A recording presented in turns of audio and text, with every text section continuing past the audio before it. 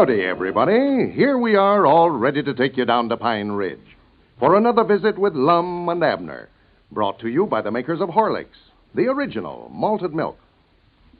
Well, folks, I wonder who's going to be elected president of the new Jot 'em Down store. Will it be Lum, or will it be Abner? Abner was out in front last night, but there's still a lot of precincts to be heard from yet. Now, you can cast a vote for your favorite, you know, and at the same time get a handy little aluminum flashlight with the compliments of Lum and Abner. A powerful, useful little pocket-sized flashlight. The same kind that you'd have to pay 75 cents for if you bought it in a store. But all you have to do to get this fine little flashlight is send in the outside wrapper from a package of Horlicks malted milk powder. You can use a wrapper from any size package, either natural or chocolate flavor, but it must be from Horlicks malted milk powder. Wrappers from Horlicks tablets are not eligible. All right, write your name and address on the back of the wrapper and then mail it, enclosing 10 cents to cover packing and mailing costs, to Lum and Abner, care of the station to which you are listening. You got that? All right. Now to cast a vote in the contest for the presidency of the new Jot 'em Down store, simply write either Lum's name or Abner's name, depending on which of the old fellows you want to see elected, when you write your own name and address on the back of the wrapper. Cast a vote and send in for a flashlight right away, folks, tonight before you forget it. Lum and Abner would like to hear from every one of their friends out on the party line. And now, let's see what's happening down in Pine Ridge. Now that Lum has been released from jail, he is determined to win the race for president of the Jot 'em Down store. Yesterday, he made a plea over the party line, soliciting votes, and is making every effort to beat Abner. As we look in on Pine Ridge today, we find the two old fellows down at their office. They have just finished counting the votes that have come in today. Listen. Well, I still think that there's something wrong there, Lum. I just don't believe it. Well, I just put down what you told me to. You counted the votes yourself. Yeah, I know I did. Count them twice as far as that goes. But what I can't understand is why everybody turned right around and started voting for you all of a sudden here. Well, I reckon they just now figured out which one of us is the best qualified for the office. Doggy, that's the biggest batch of mail we've got yet, and there weren't but 14 votes in there for me. Yeah, looky there. Look, according to these figures now, I might not catch up with you. Catched up with I'm just 326 votes behind now. And if the mail runs half as good tomorrow as it did today, I'm going to be so far ahead of you, you never will catch up with me. Well, I'll be dad blamed if I can understand it. What'd you tell them when you made that announcement on the party line yesterday down there at Dick's store? Well, I just said I'd appreciate it if they'd vote for me. Yeah, is that all you said? Yes, sir. You can ask Dick what I said. He heard every word of it. Dogged, I don't believe it. You must have said something bad about me to get everybody to change over to your side all of a sudden this way. No, I never said a word about you, Abner. I just told them about the flashlight and how we'd appreciate them sending in and all that stuff, but I never said one word about you. Well, you must have said something, Lum. Folks just don't turn around and go right again a feller for no reason at all that way. No, at the time I was talking on the party line, I weren't so worked up over the contest as I am now. I just ain't been trying up to now. This contest has sort of turned into a campaign, though. I've been in politics too long to just sit back and let somebody beat me out of office. Yeah, well, I'm going to get out and do some campaigning myself, too. I'll tell you that right now. Go ahead and do all you can, Abner. I dog it, I aim to. If I was you, I tell you, Abner, you may as well withdraw from the contest right now and save yourself a lot of embarrassment. Withdraw? Yes, sir. I dog it, I'll never do it. Why, you ain't got a chance, Abner. That's what you say. As long as you was going around here with both the arms in a sling, folks felt kind of sorrowful for you. I can understand that. Them votes you was getting was just out of sympathy. But now, since you've took them bandages off, you ain't got a chance. Yeah. I still think I ought to kept them on a little while longer, too. Till after the contest, anyway. I don't believe that my arms is good and well yet. Don't believe they're good and well? No, sir. They've been bothering me right smart, Lum, since we took them splints off this morning. Well, how could they be bothering you? There wasn't nothing wrong with them to start with. Your arms wasn't broke. Oh, no, that's right. I dog it, there's something wrong with them, old Lum. They've just been aching something wonderful all day. Well, naturally they'd bother you some after being rocked up so long that way. The circulate's just now starting up again, I reckon. Yeah, well, I believe, Lum, that we better just go ahead and rop 'em back up. No, you don't. No, sir. No, sir. You just want to get folks to feeling sorrowful for you again so as you'll get some more votes. I know what you're up to. Oh, sassy frass. Sassy frass. I weren't worrying none about the votes.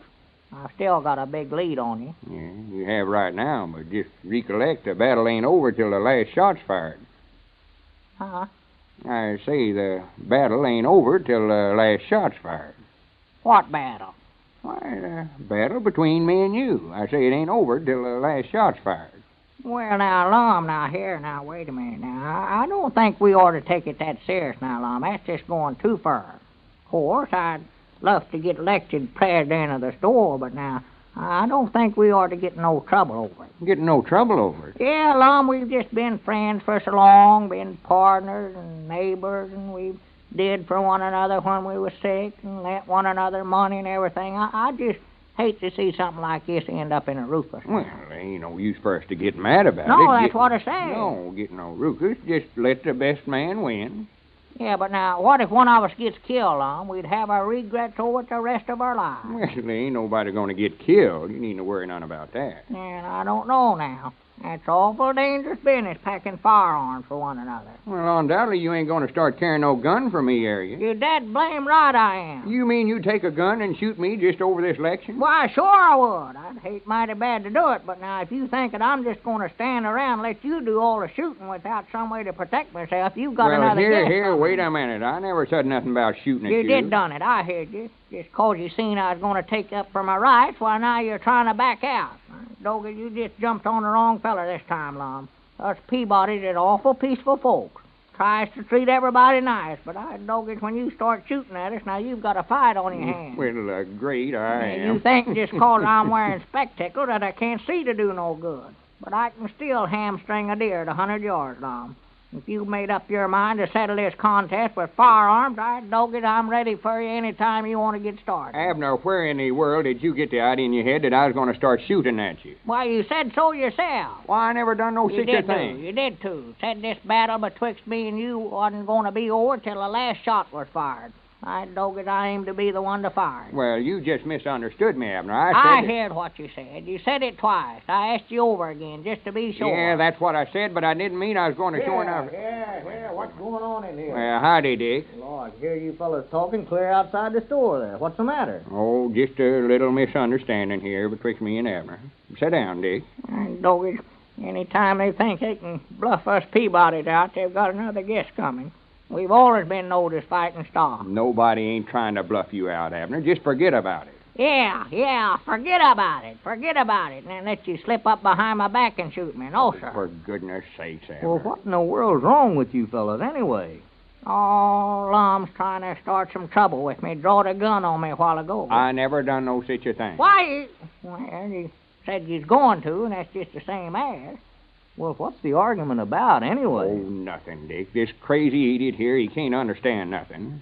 We was talking about the contest a while ago, and I told him the battle wasn't over till the last shot was fired. That's just what he said, just the word. He got the idea in his head that I was aiming on shooting him.